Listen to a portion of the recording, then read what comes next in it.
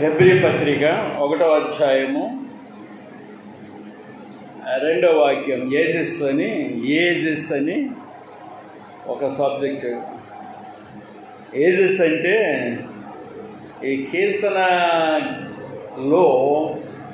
90వ కీర్తనలో కూడా ఆ ఏజెస్ గురించి ఉంటుంది. తరతరాలలో జగజగాలలో నీవే దేవుడవు, మాకు నివాస స్థలము నీవే, మరెవరు లేరు. ఈ లోకమందు నేను పూజలు పునస్కారాలు చేసి ఈ దేవుని దగ్గరికి చేశాను. నాలాగా మీలో ఉన్నోళ్ళు కానీ ఈ ఊళ్ళో ఉన్నోళ్ళు కానీ అలాగా పూజలు చేసిన వాళ్ళు ఎవరూ లేరు. ఇక్కడ కూర్చున్న వాళ్ళలో పూజలు చేశాం. అయితే దేవునికి స్తోత్రములు. ఎవరు నిజమైన దేవుడు ఎవరు, అసలు దేవుడు ఎవరు, ఈ వాక్యాలు రుజువు చేస్తున్నాయి. ఇప్పుడు నేను చెప్పిన వచనం రుజువు చేస్తుంది. మీరు తెలుగు బైబిల్లో చదవగలిగితే చదవచ్చు. God who at various times and in various ways spoke in time past అని ఇంగ్లీష్ బైబిల్లో ఉంటుంది. వేరియస్ వేస్ ఈ తెలుగు తర్జుమాలో పూర్వకాలమందు నానా సమయములలోనూ నానా విధములుగాను ప్రవక్తల ద్వారా మన పితరులతో మాట్లాడిన దేవుడు. పూర్వకాలమందు నానా సమయాలు. ఇక్కడ చూడండి, పూర్వకాలం ఇంకెంతవరకు జరుగుతుంది అనేది. పూర్వకాలములు అంటే ఏజెస్ అంటారు ఇంగ్లీష్ భాషలో. ఈ కీర్తన 90లో కీర్తన 90 మన చూడండి, తరతరాలు జగజగాలు, తరతరాలలో జగజగాలు,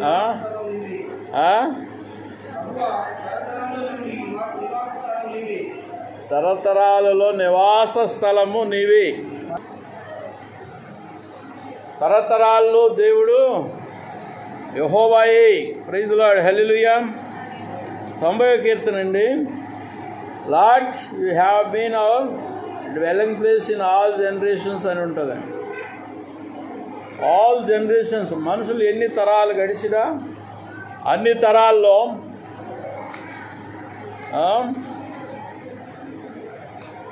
యు హ్యావ్ బీన్, అన్ని తరాల్లో ఆయనే అన్నట్టుగా మాట్లాడుతుంది వాక్యం. దేవునికి స్తోత్రాలు.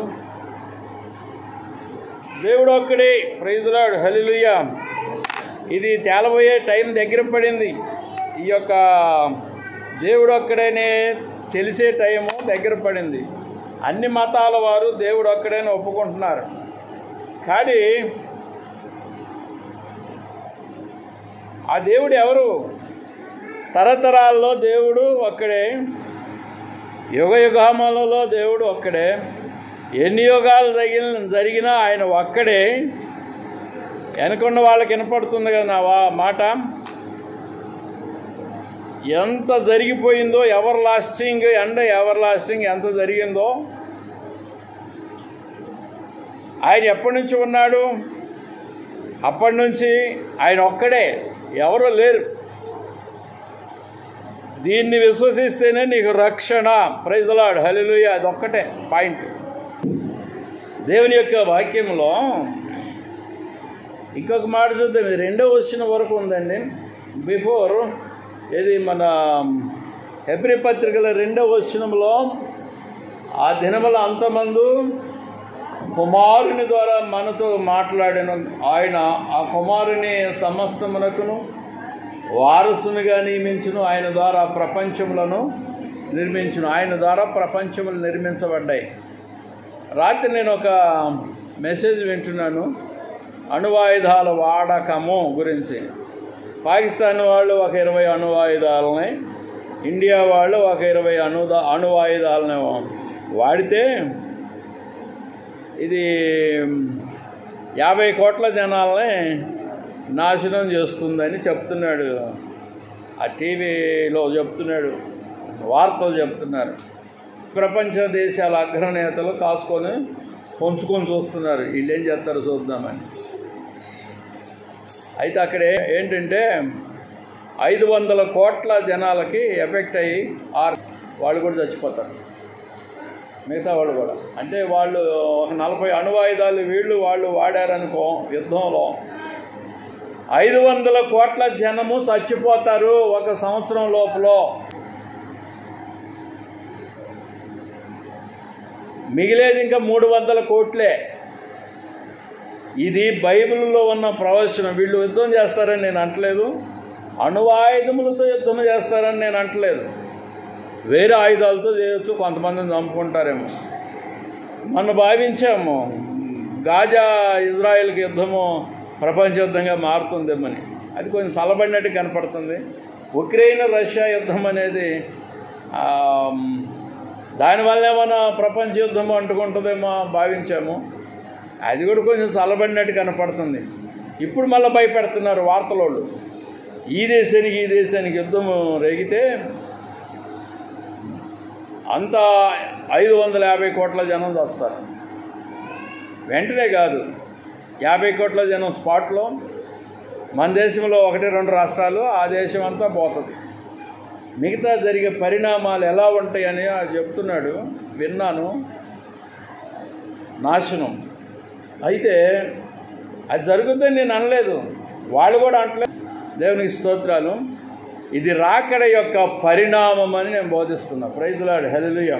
ఈ యొక్క ప్రభు అయిన యెహోవా క్రీస్తు ద్వారా మాట్లాడినట్టుగా ఇక్కడ వాక్యంలో రాసి ఉంది. ఇప్పుడు రాకడలో ఉన్నాము అంటే నాశనం జరగబోతుందని, ఏ కోణంలోనైనా నాశనం జరగబోతుంది అని తెలుసుకునే వల్లని మనవి. సత్యము తెలుసుకోకపోవటం వలన ఒకటి, తెలుసుకోకపోతే నాశనం జరుగుతుంది. అది కూడా కాదు, మనుషులు వాళ్ళకి వాళ్ళు కుతంత్రాలు కల్పించుకొని నాకు అధికారం కావాలని మానవ వినాశనాన్ని చేయటం తప్ప వీళ్ళు చేసుకుంటున్నారు. దాన్ని దేవుడు 2000 సంవత్సరాల క్రితము ప్రవచించాడు. ఆయన ప్రవచనం చెప్పాడు గ్రంథంలో, మత్తయి 24లో. ఇవి జరగబోతున్నాయి, యుద్ధ వార్తలు వస్తాయి, యుద్ధాలు జరుగుతాయని చెప్పాడు. అప్పుడు చెప్పాడు. ఇప్పుడు జరిగేది అప్పుడు చెప్పాడు. ఆయనకి ఎలా తెలుసు? ఆయన యుగాలకు పూర్వం ఉన్నవాడు, ఏ యుగాలు జరగబోతుండగా ఆ యుగాలలో కూడా ఉన్నవాడని చెప్పబడింది. మరి సత్యమును తెలుసుకుంటే జరిగేది ఏమిటంటే సత్యము. ఏది సత్యము? యెహోవాయే సత్యము, ఒక్కడే దేవుడు సత్యము. దాన్ని తెలుసుకొని ఆరాధించగలిగితే, యేసు క్రీస్తునందు ఆరాధించగలిగితే జరిగేది ఏంటంటే నీకు రక్షణ కలుగుతుంది. అంటే భూమి మీద ఈ శరీరానికి కాదు రక్షణ, ఆత్మకి రక్షణ కలుగుతుంది. ఇది బైబిల్ స్టేట్మెంట్ అన్నట్టు. అయితే ఆయన మాట్లాడాడు, has in these last days spoken to buy his son అంటున్నాడు, whom he has appointed heir of all things, through whom also he made the worlds అంటాడు. దేవునికి స్తోత్రాలు. మన కుమారుని ద్వారా మాట్లాడాడు. ఎఫెసీ పత్రికలో చూస్తే, ఎఫెసీ పత్రికలో 1వ అధ్యాయం 8వ వచనం నుంచి 10వ వచనం వరకు అండి, 10వ వచనం వరకు నాశనం జరగబోతుంది. సొదొమ గొమొర్రాకి పాపం ఎక్కువైనప్పుడు నాశనం ఎలా కలగబోతున్నదో దాన్ని ముందుగానే చెప్పాడు. సొదొమ గొమొర్రాల విషయంలో అది జరిగిపోయింది. అయితే సొదొమ గొమొర్రాకి నాశనం కలిగింది. సొదొమ గొమొర్రా మన బూడిదైపోయిందని బైబిల్ బోధిస్తుంది, వాళ్ళ పాపం విస్తరించినప్పుడు. ఇప్పుడు ప్రపంచం అంతా పాపము విస్తరించి ఉంది. ఎక్కడ చూసినా పాపమే ఉంది. పుణ్యం ఉంది అంటలేదు నేను, పాపం ఉంది అంటున్నాడు. ప్రజల యొక్క స్థితిగతులను చూసినప్పుడు పాపాన్ని చూస్తున్నాం, మనము పాపాన్ని చూస్తున్నాం. ప్రజల పరిస్థితులు, ఆ పాపానికి శిక్ష ఏంటంటే భూమి మీద మనుషులు లేకుండా తుడిచివేయబడటం. ఎవరు తుడిచివేస్తాడు? దేవుడు తుడిచివేస్తాడని మనం అనుకుంటున్నాం. దేవుడు కాదు, మనుషులే తుడిచివేసుకుంటారు. వాళ్ళకు వాళ్ళే తుడిచేసుకుంటారు. అణువాయుధాలు ఎందుకు పెట్టాడు? హైడ్రోజన్ బాంబులు ఎందుకు పెట్టాడు? ఎందుకు కనిపెట్టాడు? కదా. న్యూక్లియర్ బాంబ్స్ ఎందుకు కనిపెట్టాడు? మిగతా ఆయుధాలు అంతగా పవర్ఫుల్ ఉండవు, కొంతమేరకే పోతుంది. హైదరాబాద్లో వేస్తే హైదరాబాద్ వరకే పోతుంది, కానీ మిగతా దేశాలన్నిటికీ ఎఫెక్ట్ కాదు. ఈ న్యూక్లియర్ బాంబు వల్ల, హైడ్రోజన్ బాంబు వల్ల నాశనం జరుగుతుంది. అది క్రీస్తు రాకడకి ముందు జరగబోతుంది అని చెప్పబడుతుంది. ఏం జరుగుతుందో తెలియదు, నాకు ఏం జరుగుతుందని చెబుతాం, ఏం జరుగుతుందో తెలియదు అంటున్నాం. కరెక్టే, టీవీ వాళ్ళు కూడా, వార్తల వాళ్ళు కూడా సరిగ్గా చెప్పట్లా. ఒకవేళ జరిగితే అని చెబుతున్నారు వాళ్ళు, మేమంతే చెబుతాం. ఎందుకంటే యుద్ధం వస్తుంది, యుద్ధ వార్తలు వస్తాయి. జరిగితే జరగచ్చు, జరగకపోతే జరగకపోవచ్చు, కానీ నాశనం అయితే తప్పదు.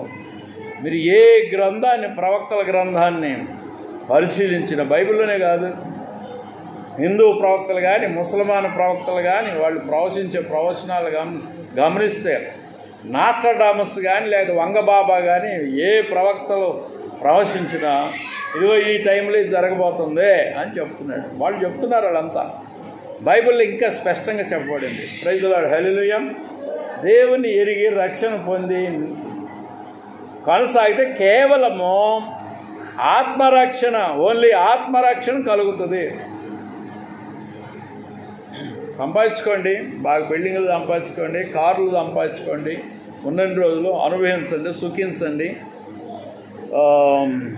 అన్ని సుఖాలు అనుభవించండి, కానీ దేవుని యొక్క రాకడకు సిద్ధపడి ఉండమని బైబిల్ బోధిస్తుంది. అందరు పాస్టర్లు కూడా బోధిస్తున్నారు. దేవునికి స్తోత్రాలు, హల్లెలూయా. ఎఫెసీ పత్రిక 1వ అధ్యాయం 8 నుంచి 10వ వాక్యాలు ఏమని చెప్తున్నాయి? కాలము సంపూర్ణమైంది. ఇప్పుడు కాలము జరగవలసిన ఏర్పాటును బట్టి ఆయన తన దయా సంకల్పము చొప్పున తన చిత్తమును గుర్చిన మర్మమును మనకు తెలియజేసి, మనకు సంపూర్ణమైన జ్ఞాన వివేచన కలుగుటకు ఆ కృపను మన ఎడల విస్తరింపజేసెను. ఈ సంకల్పమును బట్టి ఆయన పరలోకములో ఉన్నవే కానీ, భూమి మీద ఉన్నవే కానీ సమస్తమును క్రీస్తునందు ఏకముగా సమకూర్చవలనని తనలో తాను నిర్ణయించుకొనెను. కాలము సంపూర్ణమైనప్పుడు ఫుల్ఫిల్మెంట్ ఆఫ్ టైం అనొచ్చు దీన్ని. కాలము సంపూర్ణత అంటే యెషయా గ్రంథంలో 45:18 వాక్యం, యుగాలు ఎవర్ లాస్టింగ్ టైమ్స్ అంటారు. Ever lasting and ever lasting, ever and ever, for ever. దాన్ని రక్షణ పొందిన వారికి ఇస్తాడు. ఆ యొక్క పరలోకాన్ని రక్షణ పొందిన వారికి మాత్రమే, దేవుని రక్షణ పొందిన వారికి, యెహోవాను మాత్రమే కలిగిన వారికి, యెహోవా ఒక్కడే నమ్మిన వారికి. దేవునికి స్తోత్రాలు. ఈ యొక్క 45:18 వచనంలో ఆకాశములకు సృష్టికర్తయగు యెహోవాయే దేవుడు. నేను ఇంకా పెద్ద కేకలే చెప్పేవాడిని, ఇప్పుడు తగ్గిపోయింది. యెహోవాయే, ఇంకేమంటాడు ఇక్కడ? ఆకాశములకు సృష్టికర్త యెహోవాయే దేవుడు. ఆయన భూమిని కలుగజేసి దాన్ని సిద్ధపరచి స్థిరపరచను.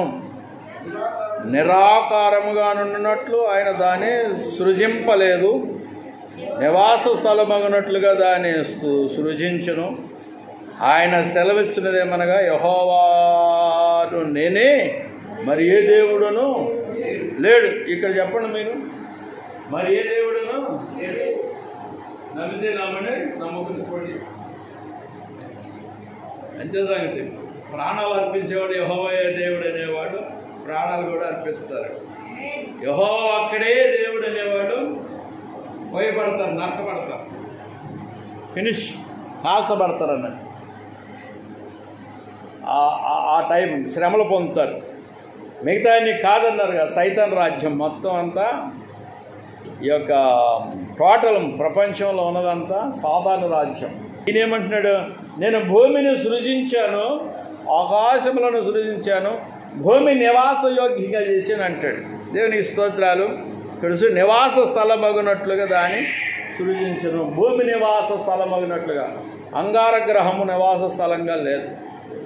ఇంకా వేరే గ్రహాలు ఉన్నాయి, అవి బుధగ్రహము ఒకటి, మన గురుగ్రహము, అవి నివాస స్థలంగా లేవు. వాటిని దేవుడు మార్చలేదు, భూమినే మార్చాడు. మార్చి నీకు ఇచ్చాడు బతకండి అని. కానీ ఆయన్ను ఆరాధించట్లే వాళ్ళు. దేవుడిని నన్నే ఆరాధించాలండి. ఇక్కడ చదవండి, వాసనం చదివి బైబిల్ చదివి నేర్చుకోనండి. దేవునికి స్తోత్రం. బైబిల్ ఎప్పుడు నీకు అనుకూలంగా, నీ బంధువులకు అనుకూలంగా, నీ జాతికి అనుకూలంగా, లేకపోతే ఈ దేశం అంతటికి అనుకూలంగా మాట్లాడదు. ఉన్నదున్నట్టు పగలగొట్టేస్తుంది. అట్లా సత్యం అట్లా పగలగొట్టేస్తుంది. నిజం, సత్యం సంత వీధుల్లో కేకలు వేస్తున్నది. దేవునికి స్తోత్రాలు. యుగాలకు పూర్వం సృష్టి ఉందండి. యుగాలకు పూర్వం, యోబు గ్రంథం 37వ అధ్యాయం 12వ వాక్యంలో యుగాలకు పూర్వము సృష్టి ఉంది. 37:12 వాక్యం, యుగములకు పూర్వము ఆయన వల్ల నడిపింపబడినవై నరులకు నివాస యోగ్యమైన భూగోళము మీద, ఆయన వలన నడిపింపబడినవై నరులకు నివాసయోగ్యమైన భూగోళం మీద. నరులకు నివాసయోగ్యమైనది భూగోళం అంటాడు. చూడండి, ఇక్కడ చరిత్ర చాలా వస్తుంది, అదంతా తీసుకోవట్లేదు నేను. చూడండి, యుగములకు పూర్వం సృష్టి ఉన్నది. యుగాలకు పూర్వము ఈ భూమి మీద సృష్టి ఉన్నది. అదేంటంటే ఆదికాండం 1వ అధ్యాయంలో 1 నుంచి 2 వచనాల్లో చూస్తే వాటి మధ్య సృష్టి కనపడుతుంది. యుగాలకు పూర్వం రెండు పాటలు ఇక్కడ నివాస యోగ్యం అన్నాడు. ఈ యెషయా గ్రంథం 45:18 వచనంలో, ఆదికాండం 1వ అధ్యాయం 1 నుంచి 2 వచనములో చూస్తే భూమి నిరాకారముగా ఉండెను, ఆకారం లేదు, నివాసయోగ్యంగా లేదన్నట్టుగా అక్కడ చెప్పబడుతుంది. దానికి కారణం ఏంటి అంటే, ఇక్కడ వాక్యంలో ఆదియందు దేవుడు భూమి ఆకాశములను సృజించును, భూమి నిరాకారంగాను శూన్యంగాను ఉండెను. ఇక్కడేమో శూన్యంగా లేదు, నివాసయోగ్యంగా ఉంది, దాని మీద ఎవరో ఉన్నారు అన్నట్టుగా మాట్లాడుతుంది. రెండింటికి మధ్య కోటాను సంవత్సరాలు తేడా ఉంది. భూమి చేయబడి 6000 సంవత్సరాలు కాదు, ఆదాము చేయబడి మాత్రమే 6000 సంవత్సరాలు. ఆదాము మాత్రమే చేయబడి పుట్టలేదు, ఆదాము పుట్టలేదు. ఆదాము చేయబడ్డాడు, బురదతో చేయబడ్డాడు. దేవునికి స్తోత్రాలు. గనుక దీన్ని గ్రహించండి. యుగాలకు పూర్వము పూర్వ సృష్టి ఉన్నది.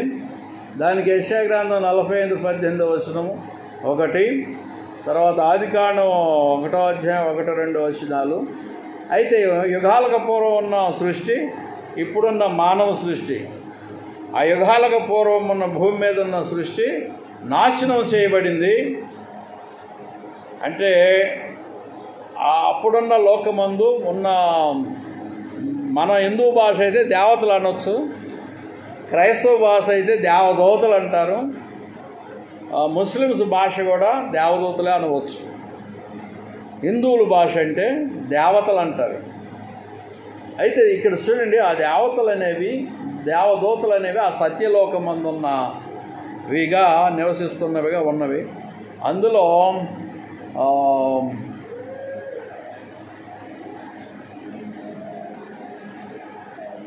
ప్రకటన గ్రంథము 12వ అధ్యాయంలో చెప్పబడిన విధంగా చూస్తే, 12వ అధ్యాయం 4వ వాక్యం, ఆ దేవతలు లేక దేవదూతలు అనేవి పడిపోయినవి. అంటే ఘట సర్పము వాటిని ఈడ్చి ఎన్నో వంతు పడేసింది. చూడండి అక్కడ ప్రకటన 12:4వ వాక్యం, ఆకాశ నక్షత్రములలో 3వ భాగం ఈడ్చి, 3వ భాగము తీసుకుంటున్నాను, 3వ భాగాన్ని ఆకాశ నక్షత్రాలు అంటే నక్షత్రాలు కావాలి, అయితే దేవదూతలు అవుతాయి, లేకపోతే విశ్వాసులు భక్తులు అయి ఉంటారు. సూర్యుడు అగ్నిగోళం అన్నావు. అగ్నిగోళం, సూర్యుడి పైన ఒక అధికారి ఉన్నాడు, దాన్ని ఒక దేవతగా హిందువులు కొలుస్తారు. క్రైస్తవులు అయితే సూర్యుడి మీద ఒక ఏంజిల్, ఒక పవర్ ఉంది. సూర్యుడి మీద, భూమి మీద ఒక పవర్ ఉంది. ఒక్కొక్క గ్రహం మీద లేక ఒక్కొక్క నక్షత్రం మీద అధికారం పొందిన వాళ్ళు ఉన్నారు. నేను నీకు నక్షత్రం ఇస్తాను, ఆ నక్షత్రాన్ని నువ్వేం చేస్తావు? నీకు భూమి అంత ఇస్తాను, ఏం చేస్తావు? ఏళ్తాను. అది రహస్యం. నీకు నక్షత్రాన్ని ఇస్తాను, నక్షత్రాన్ని ఏళ్తావు. నక్షత్రం కొంచెం ఉందా? ఈ భూమి 10 లక్షల భూముల్ని ఈ సూర్యుడిలో ఇమర్చవచ్చు. 10 లక్షల భూములు, ఇలాంటి భూములను భూగోళాలను ఇమర్చవచ్చు, అంత పెద్దది. అలాంటి సూర్యుడి కంటే 10 కోట్ల రెట్లు పెద్ద నక్షత్రాలు ఉన్నాయి ఆకాశంలో. ఒక్కొక్క నక్షత్రం మీద అధికారం పొందిన దూతలు ఉన్నాయి. ఒక్కొక్క దూత లేకపోతే అక్కడేదో ఉంది మనకు తెలియంది. ఇప్పుడు కూడా ఎవడు పోవట్లేదు. సూర్య గోళంలోకి పోయి లోపల పోయి చూద్దాంటే ఎవడు చేత కాదు, కరిగిపోతారు. లోపలే ఉంది, దేవుని వాక్యం బోధిస్తుంది. లోపలే ఉంది, అగ్ని ఉందండి, నిప్పుల హీలియం అంటాడు. ఉంటే ఉంది. భూమి మీద ఏముంది? భూమి మీద కూడా నిప్పులు ఉన్నాయి. నీళ్ళలో నిప్పులు లేవు. నీళ్ళలో నిప్పులు లేవు. ఆ నిప్పులు బయటకు రా, అట్లా వైర్ల ద్వారా మన బల్బులు ఎలగట్లా లేదా? ఆ అగ్ని కరెంట్ అనేది దానికి కావలసినటువంటి మెటీరియల్ ఇస్తే అది మాట్లాడట్లా, మనతో మాట్లాడట్లా. ఉదాహరణ ఫోన్ చెవి దగ్గర పెడితే శబ్ద తరంగాలేమో స్వర తరంగాలుగా, స్వర తరంగాలేమో శబ్ద తరంగాలు మారి మనకు వాయిసెస్ ఇస్తున్నాయా? అంటే దానిలో పవర్ ఉందన్నట్టే కదా, ప్లస్ మైనస్ పవర్ అన్నట్టే కదా. అంటే దానిలో లేదా? ఉంది. ఒక్కొక్క నక్షత్రంలో ఏదో ఉంది మనకు తెలియంది. కనుక నీకు నక్షత్రాన్ని ఇస్తాను జయిస్తే, దాన్ని వెళ్తావు అంటాడు ఆయన. ప్రకటనలో ఉంది. చాలా మర్మమైన విషయాలు. పూర్వ సృష్టి ఉంది. పూర్వ సృష్టి దేవదూతల సృష్టి, లేక దేవతల సృష్టి, లేకపోతే ఇంకంతే సంగతి. మత్తయి శుభవార్త 26:53 వచనంలో ఒకటి, హెబ్రీ పత్రిక 12వ అధ్యాయము 22వ వచనం 2, ప్రకటన 5వ అధ్యాయం 11వ వచనము, తర్వాత కీర్తన 68:17వ వచనము. ఇవన్నీ గమనిస్తే కోట్ల కొలదయు, వేల కొలదయు, అంటే సహస్రములనియు, కోట్లే ట్రిలియన్లు అనియో, లేకపోతే బిలియన్లు అనియు, దేవతలు లేక దేవదూతలు, ఏంజిల్స్ అంటారు, ఆర్చ్ ఏంజిల్స్ అంటారు. అవన్నీ ఉన్నాయి. కొన్నిటికి ఆకారాలు 6 రెక్కలు ఉంటాయి, కొన్నిటికి 2 రెక్కలే ఉంటాయి. ఒక్కో దానికి సింహము ముఖం ఉంటుంది, ఒకదానికి ఎద్దు ముఖం ఉంటుంది. ఏంజిల్స్కే, దేవదూతలకే. ఒకదానికి పక్షి ముఖం ఉంటుంది. మనోళ్ళు ఏమంటారు? ఆ పక్షి ముఖం ఉన్న ఆ దూతని గరుడు పక్షి అంటారు కదా, గరుడు. కానీ దీనిలో రాసిపెట్టి ఉన్నాయి. గద్ద మన ఆకృతిలో ఒకటి, పక్షి ఆకారం ఒకటి, దానికి 6 రెక్కలు ఉన్నాయి. మనిషి ఆకారంలో ఒక దూత ఉంది, దానికి 6 రెక్కలు ఉన్నాయి. ఇవన్నీ యెహోవాని నిత్యము స్తోత్రం చేస్తుంటాయి. మనం 5 నిమిషాలు 10 నిమిషాలు చేస్తాం, కానీ అవి నిత్యము స్తోత్రాలు చెబుతూ ఉంటాయి. ఇది పూర్వ సృష్టి. ఆ పూర్వ సృష్టి ఎత్తబడింది, కొంత పడిపోయింది, దేవుని వ్యతిరేకించి పడిపోయింది. ఆ పడిపోయిన దూతలు ఉన్నాయి చూడండి, పడిపోయిన దూతలు అవి భూలోకాన్ని స్వాతంత్రం చేసుకొని దేవునికి వ్యతిరేకమైన ఆరాధనని భూమి మీద స్టార్ట్ చేసింది. సాతానుకి వ్యతిరేకంగా నేను ప్రకటిస్తున్నాను కనుక, ఈ లోక సంబంధమైన దేవతనం చూడు దానికి వ్యతిరేకంగా చెబుతున్నాను కనుక నాకు నిందలు హింసలు అన్నీ ఉంటాయి. ఈ లోకబంధు దేవునికి అనుకూలంగా మాట్లాడుతున్నాను కనుక నేను మరణించినా దేవునికి అనుకూలంగానే మాట్లాడుతున్నాను, సచ్చినా దేవునికి అనుకూలంగా మాట్లాడతాను. ఇప్పుడు 3-4 రిఫరెన్స్లు చెప్పి ఇంటి దగ్గర చదువుకోండి, చదివించడానికి టైం లేదు. ఇంకా కొన్ని రిఫరెన్స్లు చెప్తున్నాను. లోకాసు శుభవార్త 1వ అధ్యాయం 19వ వాక్యము, 29వ వాక్యము, దానియేలు గ్రంథం 8వ అధ్యాయం 16వ వాక్యము, 9వ అధ్యాయం 21వ వాక్యము. రాసుకోండి లేదు. దానియేలు గ్రంథం 10వ అధ్యాయం 12-13 వాక్యాలు, 12వ అధ్యాయం 1వ వాక్యం. యెహెజ్కేలు 28:12 నుంచి 12వ వాక్యం, 14వ వాక్యం, 17వ వాక్యం. యెషయా గ్రంథం 14వ అధ్యాయము 10 నుంచి 17వ వాక్యం. ఈ వాక్యాలన్నింటిలో వీటిని గురించి వివరణలు ఉంటాయి. వీటిని గురించి పూర్వ సృష్టిలో ఉన్న దూతల గురించి వివరణ. అప్పుడున్న లోకము నీళ్లలో మంచు వేయబడిను, తర్వాత దేవుడు భూమిని నీళ్లలో నుంచి వెలుగులోకి తెచ్చును. భూమిని వెలుగులోకి తెచ్చినప్పుడు, భూమిని వెలుగులోకి తేవటం అనేది ఆదికాండంలో రాసి ఉంది. ఆ భూమిని చేసిన టైము ఏ టైం అనేది. కానీ సైంటిస్టులు చెప్తున్నారు, బైబిల్లో దాని లెక్క ఇవ్వబడలేదు, సైంటిస్టులు ఇస్తున్నారు. భూమి కలుగు చేయబడి 450 కోట్ల సంవత్సరాలు అని అంటున్నారు. అది సూర్యుడి నుంచి ఏర్పాటైంది అంటున్నారు. అయితే అవ్వచ్చు, దేవుడే దాన్ని విభజించి ఉండొచ్చునేమో. సూర్యుడి నుంచి భూమి ఒక నిప్పుఖండంగా వేరేపడి అది చల్లారి ఇట్లా మట్టిలాగా తయారైంది, గుట్టలో మట్టి అన్నట్టుగా. వాళ్ళ క్యాలిక్యులేషన్ ప్రకారంగా, సైంటిస్టులు క్యాలిక్యులేషన్ ప్రకారంగా, వాళ్ళ ఆలోచన ప్రకారం తీసుకొని నేను అంటున్నాను. కానీ అది ఎంత ఫ్యాక్టో నేను చెప్పలేను. బైబిల్లో మాత్రము కోటాను సంవత్సరాలే అవుతుంది భూమి అయితే తయారయ్యి. కానీ ఆదాము మనుష్య సృష్టి తయారయ్యి కోటాను సంవత్సరాలు కాదు, ఈ 6000 సంవత్సరాలని బైబిల్ లెక్క. మన వయసు నుంచి ఆదాము దాకా లెక్కెట్టుకుంటూ పోతే మన ఆయుష్ నుంచి 100 ఏళ్ళు తీసుకుందాం. ఇక్కడ నుంచి ఇట్లా లెక్కేసుకుంటూ పోతే వెనక్కి ఆదాము వస్తాడు అక్కడికి. ఆయనకంటే ముందు నోవాహు వస్తాడు, నోవాహు తర్వాత ఆదాము వస్తాడు. వాళ్ళు వస్తారండి, పితరులు వస్తారా, అన్ని కులాలు అన్ని మతాలు వాళ్ళకి వెళ్ళిపోతాయి. వాళ్ళ నుంచి వచ్చిన వారి నుంచి ఈ యొక్క కులాలు మతాలు జాతులు అన్నీ వచ్చినాయండి. ఏరియా పరిస్థితిని బట్టి రెడ్ బ్లాక్ వస్తుంది, ఇంకొక రంగు వస్తుంది, ఉష్ణము శీతలాన్ని బట్టి వస్తుంది. మనుషులు కులాలను ఏర్పాటు చేసుకున్నారు, మతాలను ఏర్పాటు చేసుకున్నారు, కొట్లాటలను ఏర్పాటు చేసుకున్నారు. నేను గొప్ప అంటే నేను గొప్ప. అయితే ఒకటి, మానవత్వం మంచిది. మతం గొప్పదా మానవత్వం గొప్పదా అంటే ఏది గొప్పది? మతాన్ని పట్టుకుంటే చచ్చిపోతావు, మానవత్వాన్ని పట్టుకుంటే బ్రతుకుతావు. కానీ సత్యాన్ని చెప్పినందుకు నేను దెబ్బలు పడతాను. మానవత్వం గొప్పది. అందరినీ ప్రేమించండి, కానీ ద్వేషించవద్దు, ఏ మనిషిని ద్వేషించవద్దు. దేవునికి స్తోత్రాలు. ఈ వాక్యాల్లో పూర్వ సృష్టి గురించి రాసి ఉంది. ఏది? యెషయా గ్రంథము కాదు, మన మత్తయి 25:53 హెబ్రీ 12:22, ప్రకటన 5:11, కీర్తన 68:17. వీటిలో దేవదూతల సృష్టి ఉంటుంది. దేవదూతలు అంటే ఏం చెప్పాను నేను నా యొక్క ట్రాన్స్లేషన్లో? దేవదూతలు అంటే ఏం చెప్పాను? హిందూ భాషలో, హైందవుల భాషలో చెప్పాలి. ఏం చెప్పాను? దేవతలని చెప్పాను. ప్రైజ్లాడు, హల్లెలూయా. చాలా మందికి అది తెలియదు. దేవదూతలని పోతుంటాం, కానీ అది దేవతలని నేనే కదండి మిమ్మల్ని దేవతలని పిలిచాను అంటాడు కీర్తనలు. నేనే పిలిచాను, నువ్వు ఒక మంచి వర్క్ చెయ్యి, పిల్లల్ని పెంచు, అనాథ పిల్లల్ని ఒక 2-3 వేల మందిని అన్నం పెట్టి, తర్వాత వాళ్ళకి ఆశ్రమం ఇచ్చి, వాళ్ళకి ఆస్తులు ఇచ్చి అన్నీ చేయి. నిన్ను ఒక మహాత్ముడు గాను మహాత్మురాలు గాను కొలుస్తారు జనమంతా. తర్వాత ఆశ్రమాలు పెడితే తర్వాత నిన్ను ఏం చేస్తారంటే, నీవు చనిపోయిన తర్వాత నిన్ను ఒక దేవతగానో లేకపోతే దేవుడుగానో మొక్కుతారు.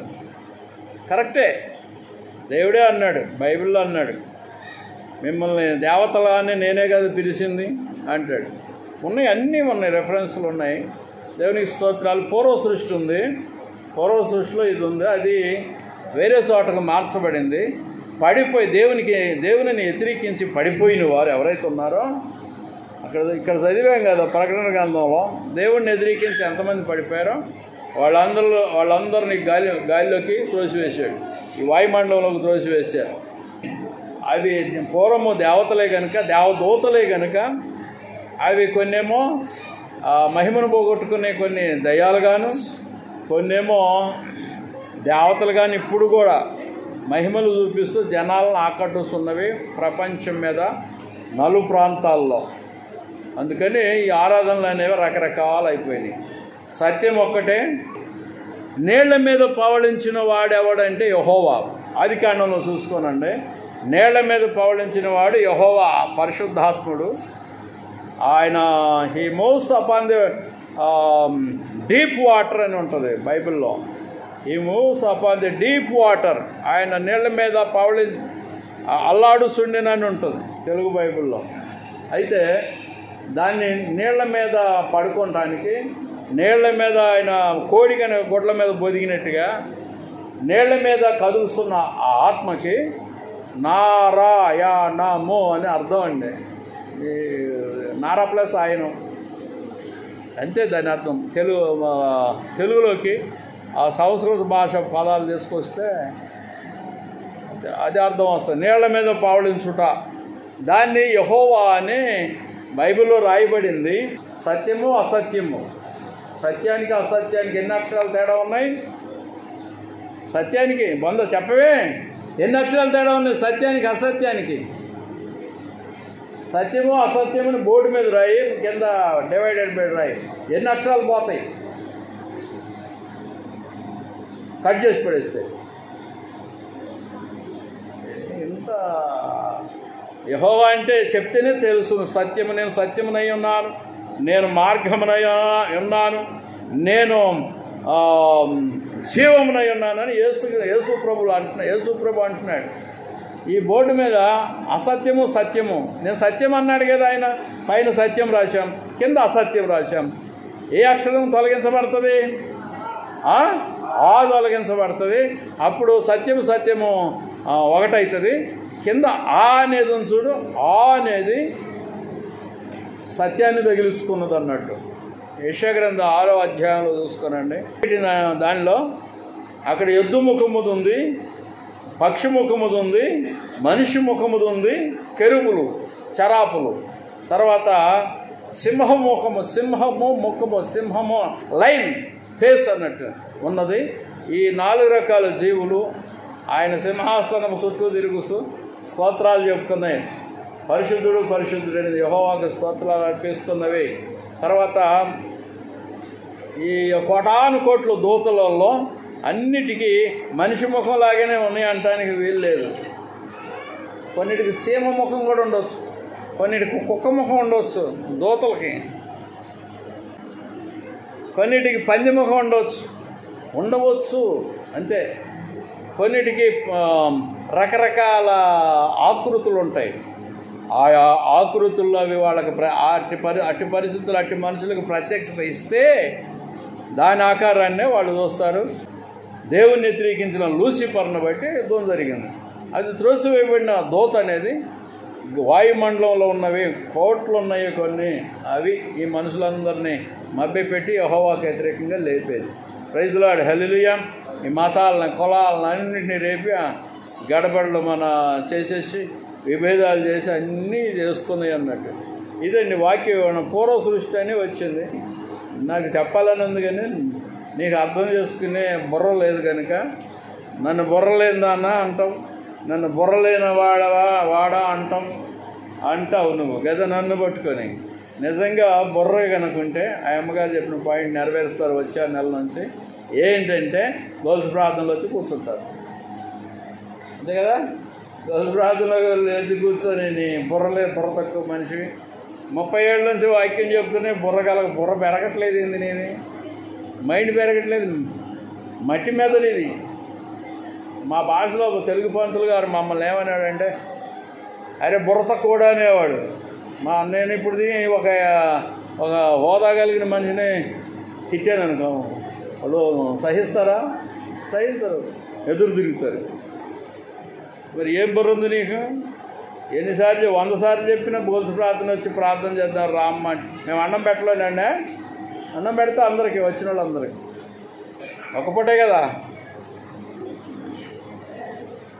గొలుసు ప్రార్థన అందరూ ఏకీపిస్తే గొలుసు ప్రార్థన జరుగుద్ది.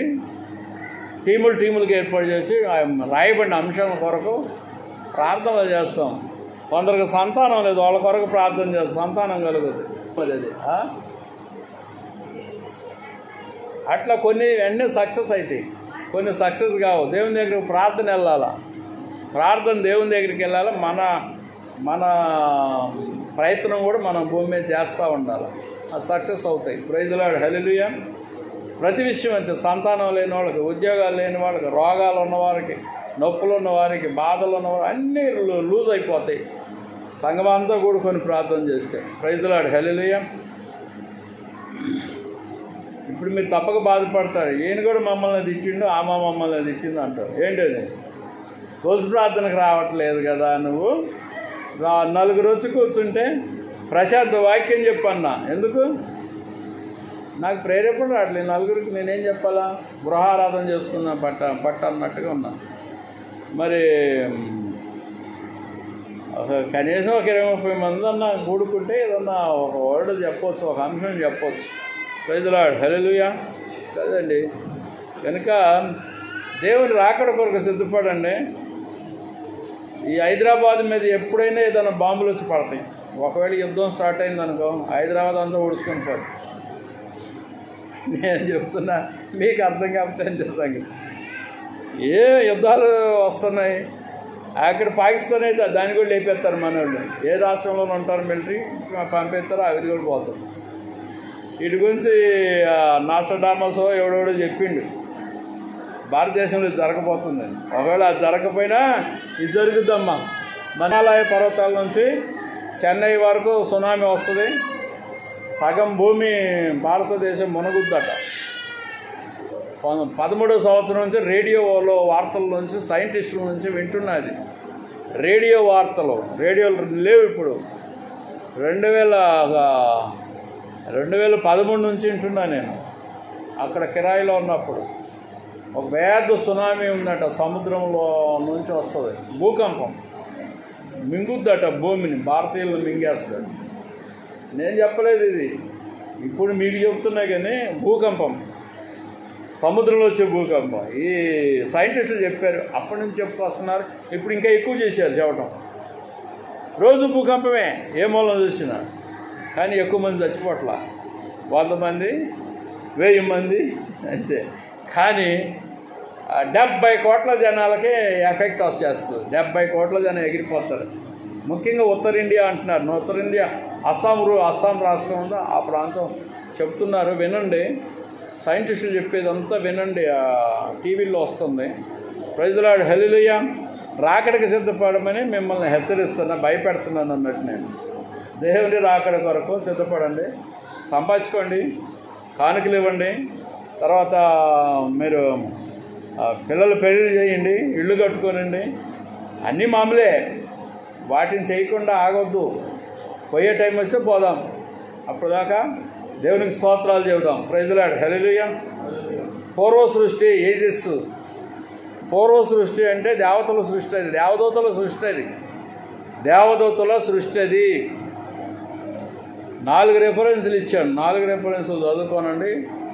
ప్రకటన గ్రంథం 5:11 వచనంలో కోటాను కోట్ల దూతలు సింహాసనం చుట్టూ ఉన్నారు అక్కడ. కీర్తన 68:17లోనేమో సహస్రములని ఉంటుంది. సహస్రం అంటే 1000, 1000 అని తెలుగు బైబిల్ తర్జుమా ఉంది. హెబ్రీ 12:22లో ఒకటి, మొత్తం 26:53 మనకు ప్రూఫ్స్ ఇస్తున్నాయి. కోటాను కోట్ల దూతలు ఉన్నవి, అవి భూమిని ఏలుచుండెను ఆ కాలంలో. అది స్వర్గము, పరలోకం అంటే అదియే.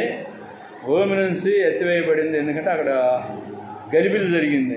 అందులో ఒక వర్గం సంగీత దూతగణము దేవుని మీద తిరుగుబాటు చేసి దేవుని యొక్క సభాపర్వతం మీదకి ఎక్కి కాలుస్తున్న రాళ్ల మధ్య సంచరించుటకు సిద్ధపడటం వలన దేవుని సింహాసనమును ఆక్రమించి దేవున్నే కిందకి త్రోసివేయాలని ఆలోచించడం వల్ల అక్కడ యుద్ధం జరిగి దూతలకి అందులో ఇంతకుముందు చదివాను చూడండి ప్రకటనలో, అన్ని దూతలు భూమి మీదకి నెట్టివేయబడినాయి. బహుశా 100 కోట్లు అనుకో, 25 కోట్ల దూతలు పడిపోయినాయి. మిగతా 75 కోట్ల దూతలు దేవుని దగ్గర ఉన్నాయి. దూతలు అంటే ఏం చెప్పా, బిడ్డ అంటే అర్థమైంది, చెల్లి అంటే అర్థం కాదా, తల్లి అంటే అర్థం కాదా, ఏం తమ్ముడా? దూతలంటే ఏం చెప్పా మన తెలుగు భాషకి. నీకు వేరే టైంలో దూతలనే భాషలకి దేవతలనే సబ్జెక్ట్ ఇస్తా. అది కీర్తనలో ఉందండి. నేనే కదా మిమ్మల్ని దేవతలను పిలిచిందని కీర్తనలో ఉంటుందండి. కీర్తనలో ఉంటుంది పదం. నేనే కదా మిమ్మల్ని దేవతలని పిలిచాను. 82వ కీర్తన మొదటి వాక్యం చూసుకుందాం, ప్రార్థన చేసుకుందాం చదువుకొని. 82వ కీర్తన మొదటి భాగం, దైవములు అని రాశాను చూడండి. మనం ఏమంటాం? దేవదూతలు అంటాం. ఇక్కడేం రాసింది తెలుగు బైబిల్లో? ఇంగ్లీష్ బైబిల్లో 82వ కీర్తన మొదటి వాక్యం తీసుకున్నవారు బయటికి రండి త్వరగా. 82వ కీర్తన మొదటి వచనం. 82 పెద్ద చదివమ్మా, అందరు వింటారు. స్వస్థతలైతే మాకు చాలు, మేలులైతే చాలు, వాక్యం అయితే మాకు వద్దు. వాక్యం అయితే వినవు, జ్ఞానం తెలుసుకోవు, అన్నీ నాకే తెలుసు అంటాం. ఏం తెలియదు నీకు. చూడండి ఇంగ్లీష్ బైబిల్ ఏముంటుందంటే మొదటి వచనంలో, God stands in the congregation of the mighty, he judges among the gods. Gods అను. గాడ్స్ అనే పదము, గాడ్ వేరు, గాడెస్. గాడెస్ అనేది బాగుంటుంది. గాడెస్ అంటే గాడెస్సెస్, గాడెస్సెస్ అంటే దేవతలు, దేవదూతలు వస్తుంది. ఇక్కడ ఏం చేసే గాడ్స్ అన్నాడు, దైవముల మధ్య. ఈ బైబిల్ని ఇంగ్లీష్లో తెలుగులో రాసిన బ్రాహ్మిన్స్ కనుక తర్జుమాలో కొంచెం లోపం ఉండవచ్చు.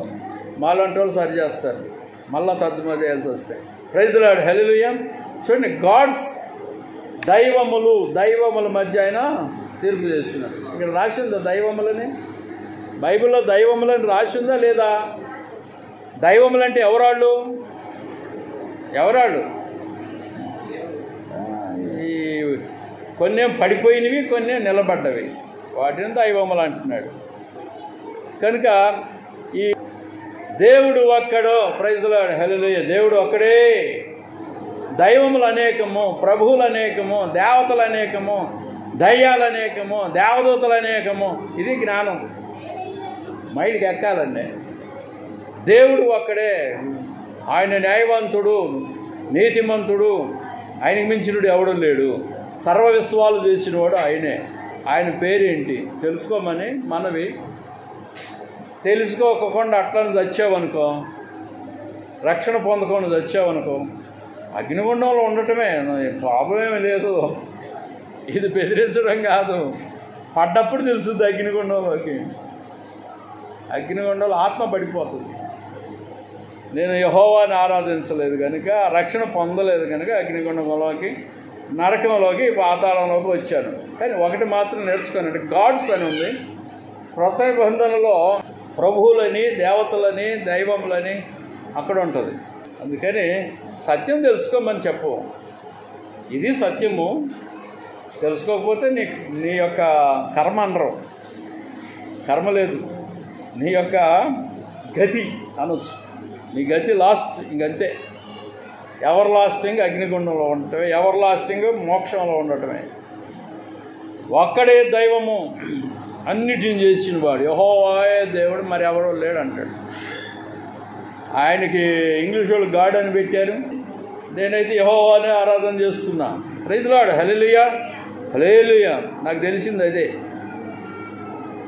మిగతావన్నీ పడిపోయిన దూతలు, దేవతలు అనబడినవి, పడిపోయినవి, లేకపోతే నిలబడి ఉన్నవి, అవన్నీ శూన్యంలో ఉంటాయి, కంటికి కాని రావు. నువ్వు పెద్ద భక్తురాలు అయితే అవి కూడా కనపడతాయి, నీ ఎదురుకు వచ్చి నిలబడతాయి. నేనే నీ దేవుడిని అంటాయి అవి వచ్చి. మాట్లాడతాయండి. శిల మాట్లాడదాం, చెట్టు మాట్లాడదాం, అవి వచ్చి మాట్లాడదాం. శక్తులు. కనుక దేవునికి స్తోత్రాలు. బైబిల్ విభజన తెలుసుకొని బైబిల్లో ఏముంది స్పష్టంగా చదవాలి, దాని అర్థాలు నేర్చుకోవాలి ఏంటి అని. ఇప్పుడు ఒక వచనం చూపెట్టాను, నీదేదో నువ్వు చేసుకుంటూ పోవటమే. సత్య సువార్త సాటాలి, అంతవరకే. నమ్మితే నమ్మారు, లేకపోతే లేదు. బలవంతంగా ఎవరికేం పని, వాళ్ళని నమ్మించాలని నాకేం పని? నేను చెబుతున్నా సత్యం ఇదని. ప్రైజ్ ది లార్డ్, హల్లెలూయా. నమ్మితే నమ్ము, లేకపోతే లేదు. నమ్మితేనేమో సొమ్ము, నమ్మకపోతే నోట్లో దుమ్ము. నమ్మితేనేమో సొమ్ము అవుతుంది, నమ్మకపోతే నోట్లో ఎంత పడుతుంది. ఈ నోరు కాదు, ఎట్లానే ఉంటుంది చచ్చినప్పుడు నోరు. కొందరు నోరు అట్లానే ఉంటుంది తెరుచుకొని, అది బిగసిపోయి ఉంటుందా అట్లా. కొందరు ఇట్లా మూసుకుపోయి ఉంటుంది, దరదరదరదరదలాడి ఇంజిన్ లాగా టక్ ఆగిపోతుంది. ఇక మళ్ళీ కదలదు. గుండె దరదరదరదర కొట్టుకొని ఒకేసారి ఆరిపోయేటప్పుడు దీపం ఆరిపోయేటప్పుడు ఒకసారి బొక్కు మంటది ఆరిపోతుంది. అలానే మన ఆత్మ కూడా వెళ్ళిపోయేటప్పుడు దడ మన ఇంజిన్ ఆడినట్టు దడ కొట్టుకుంటుంది గుండె, ఒకసారి టక్ ఆగిపోతుంది. అప్పుడు నోరు తెరుచుకొని ఉంటావో లేకపోతే నోరు మూసుకొని ఉంటావో, కళ్ళు ఎట్టు తెరిచి ఉంటావో, గుడ్లు ఎప్పగిచ్చి పైకి, లేకపోతే గుడ్లు మూసుకొని ఉంటాయో తెలియదు. కాళ్ళు నిలకపోతే, చేతులు నిలకపోతే, ఒక అమ్మాయి అయితే ఎట్లా నిలకపోయినాయి, పైకి ఎట్లయినా ఉన్నాయి. ఆ చెరువులో పడింది ముసలిది, ఈ చెరువులో ఒడ్డుకు తీశారు పోలీసు వాళ్ళు, అది పెట్టారు. ఏంది ఈ శవం వైపు చూద్దామని నాకు అసహ్యంగా ఉంది. అన్నం తినేటప్పుడు ఇంట్లోకి పోయినప్పుడు ఇదే గుర్తు వస్తుంది అనుకోండి. ఇట్లానే నిలకపోయింది, చేతులు రెండు. నిజమమ్మా, ఆ చెరువు మీద అది పిచ్చిదో మంచిదో చెరువులో పడింది, చచ్చింది. పోలీసు వాళ్ళు ఒడ్డుకు తీశారు, 2 చేతులు ఇట్లా నిలకపోయా. నీ గతి అలా అవుతుందో ఎలా అవుతుందో తెలియదు. చచ్చేటప్పుడు గుండె ఆగేటప్పుడు కాస్త నొప్పి వస్తుంది, బ్లడ్ కూడా బ్లీడింగ్ కూడా ఇటు నుంచి ముక్కు నుంచి బయటకు వస్తుంది, నోటి నుంచి వస్తుంది, నొరకలు వస్తాయి, దడదడదడని ఒకసారి దొంగమని ఆగిపోతుంది. అర్థం కదా? కనుక బ్రతికుండగానే యేసుని నమ్మాలి, సత్యము నేనే అన్నాడు, జీవము నేనే అన్నాడు, మార్గం కూడా నేనేరా, ఈ లోకం నుంచి పైకి పోవటానికి అక్కడి నుంచి కిందకి దిగటానికి కూడా నేనే అన్నాడు. ముగించుకుందాం ప్రార్థన.